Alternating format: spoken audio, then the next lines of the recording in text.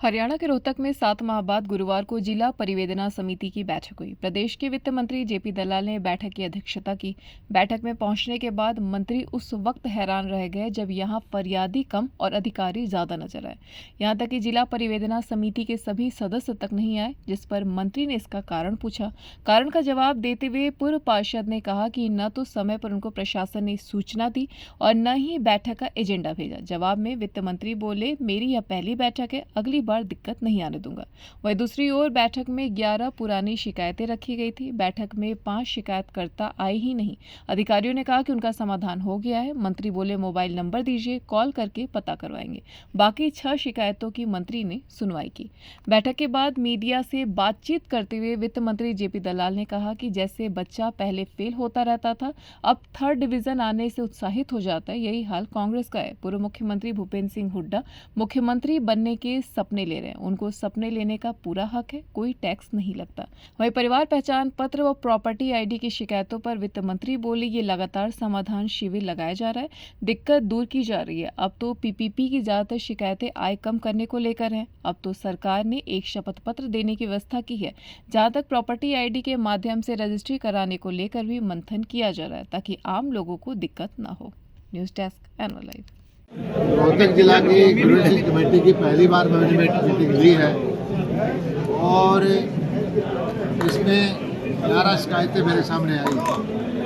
10 का हमने समाधान किया है, 1 को लंबित रखा है और अधिकारियों को मैंने स्पष्ट कहा है कि उनकी कार्यकुशलता को इस ढंग से मापा जाएगा कि हमारे पास शिकायतें कम आएँ।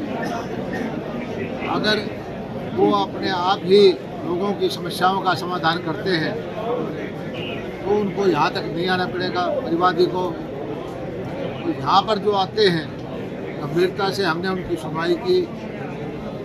ज़्यादातर मामले थे वो कोर्ट कचहरी में जो गए हुए हैं या बीमा मुआवजा का जो बिल्डर से संबंधित है। मैंने बिल्डर्स के खिलाफ सख्त कार्रवाई करने के लिए कहा है। ओमेक्स सिटी कॉलोनी के होम बायर परेशान थे। मैंने उनको कहा है कि उनको रेरा में जाने की प्रक्रिया पूरी की जाए ताकि वो अपने अधिकार की रक्षा कर सकें। इसी तरह से औषधि के हुड्डा के प्लॉट मांग रहे थे, उनको भी प्लॉट दिलाने की प्रक्रिया है, उसको तेज कराएंगे। मकसद ये है कि जनसाधारण की समस्याओं का समाधान हम इस तरह की कमेटी के द्वारा करें, यही हमारा मकसद है। ऑनलाइन से हालांकि मान सकते हैं लोगों को फायदा हो रहा है, लेकिन नुकसान भी बहुत है। बहुत लंबी लंबी लाइनें हैं, उनको अपनी दिक्कतों का समाधान करवाएं। देखिए, दुनिया के अंदर विकसित देश हैं, वहाँ सारा सिस्टम इसी तरह से है कि किसी दफ्तर में न जाना पड़े, घर बैठे योजनाओं का लाभ मिल जाए, किसी बिचौलिए की ज़रूरत ना पड़े। उसी दिशा में हमारी कोशिश है कि ऐसी व्यवस्था, आदर्श व्यवस्था स्थापित हो कि हर आदमी को योजनाओं का लाभ मिले। ये सही है कि कहीं न कहीं अफसरशाही या सीएससी के द्वारा कमियां रही हैं, उन कमियों को हम ठीक कर रहे हैं और जो समस्याओं के लिए हमने समाधान शिविर लगाए हैं, हर आवेदनकर्ता की शिकायत का हम समाधान खुद कर रहे हैं और चंडीगढ़ से हम उसकी मॉनिटरिंग भी कर रहे हैं। और इससे फ़ायदा अल्टीमेटली